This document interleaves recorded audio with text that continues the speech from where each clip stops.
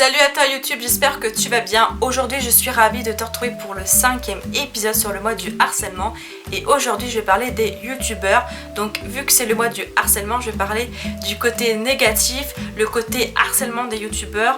Et vraiment vous parler de ce qui peut se passer quand on est youtubeur, qu'on soit grand, petit, voire moyen. Et du coup je me suis dit je vais vous parler de plusieurs petits sujets à la fois, que je vais développer de façon qu'on rentre vraiment déjà dans le vif du sujet, mais vraiment dire déjà une grande majeure partie des choses. Donc c'est normal encore une fois que la vidéo est pour vous incomplète ou pas, d'ailleurs ça dépend de vous.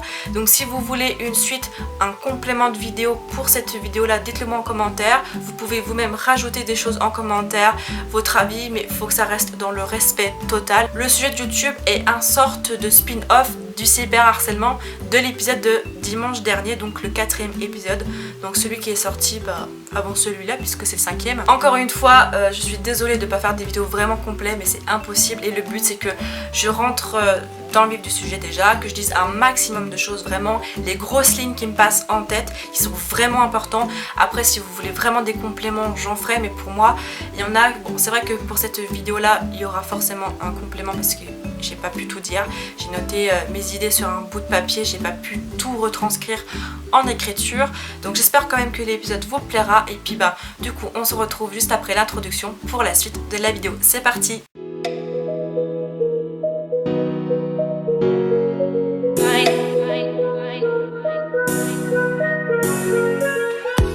Qu'on soit petit, moyen ou grand youtubeur, à partir du moment que tu t'exposes sur YouTube, d'une certaine façon tu acceptes toutes les contraintes qui vont avec. Bien sûr c'est pareil pour les instagrammeurs, les snapchatteurs et autres types d'influenceurs qu'on peut trouver sur le réseau internet.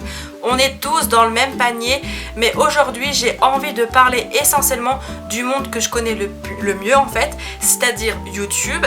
Et en même temps je suis un peu youtubeuse, donc c'est un peu normal que je connaisse ce monde. Ça fait 7 ans que je suis sur YouTube, 5 ans que je fais des vidéos face cam, je fais partie des anciens. Ce que je vais dire par rapport à YouTube, on peut les retrouver dans les cas d'instagrammeurs et des cas de snapchatteurs. Alors, on va commencer par parler des abonnés. Attention, il y a abonnés et abonnés.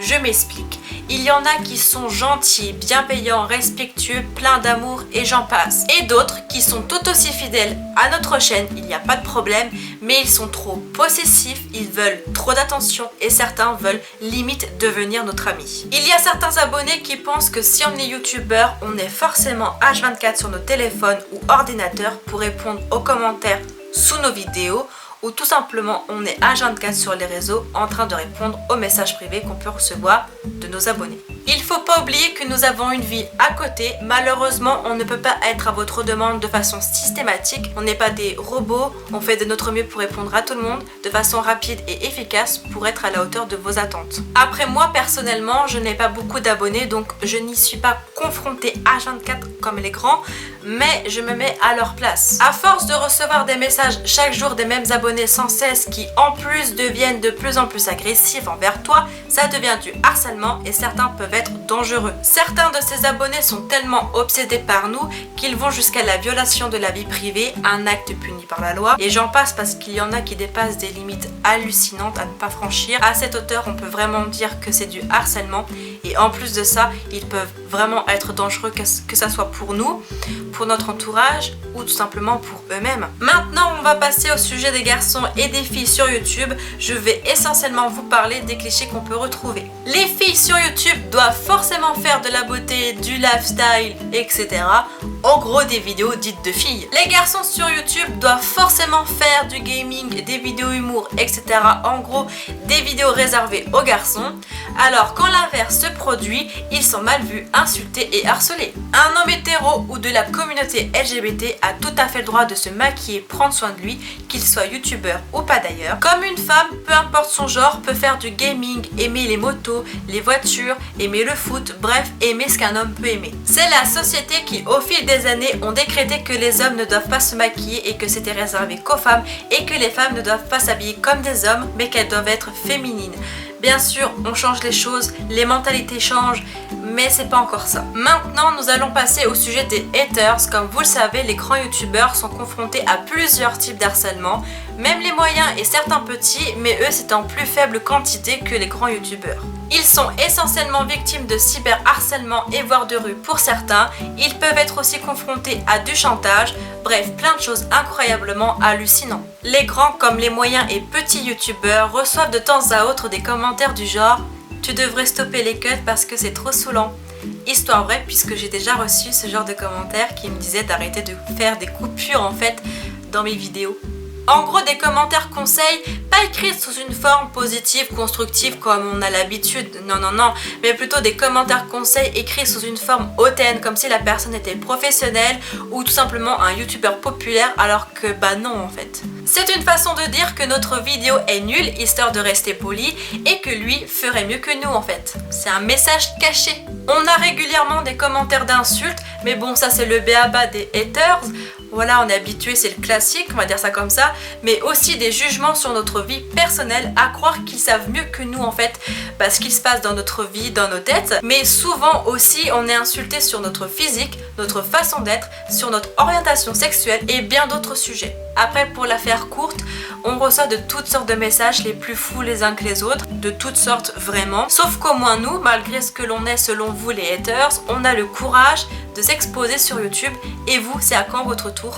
Comme je le disais dans l'épisode 4 précédemment, on peut être confronté à des vols d'identité, mais généralement ça concerne vraiment les personnages publics, dont les grands youtubeurs du type Squeezie, Cyprien, Denizy, Shera Karinski et plein d'autres, ceux qui ont vraiment de l'influence en fait. Ces faux comptes sont créés dans le but d'arnaquer les abonnés de grands youtubeurs, notamment pour faire de faux concours pour gagner soi-disant un iPhone ou tout simplement pour divulguer des rumeurs infondées sur le youtubeur en question qui n'a pas demandé quoi que ce soit en fait.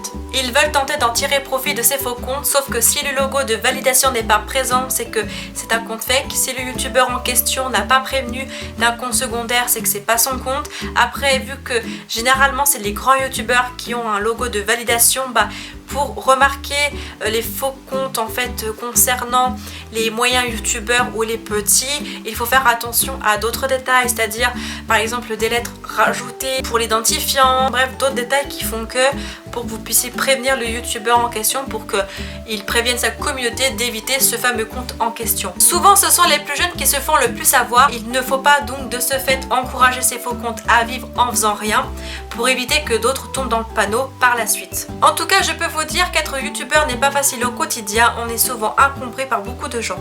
Donc voilà, c'est la fin de ce 5e épisode concernant le web du harcèlement pour le sujet des youtubeurs. J'ai essayé de parler comme si je vivais ce qu'ils vivaient à 100% H24 au quotidien, alors que je sais très bien que je ne le vis pas, que je vis pas le 3/4 de ce qu'ils vivent, que ça reste anodin les messages que j'ai pu recevoir, parce que je n'ai que 2280 abonnés, donc techniquement je suis personne sur YouTube et je le sais.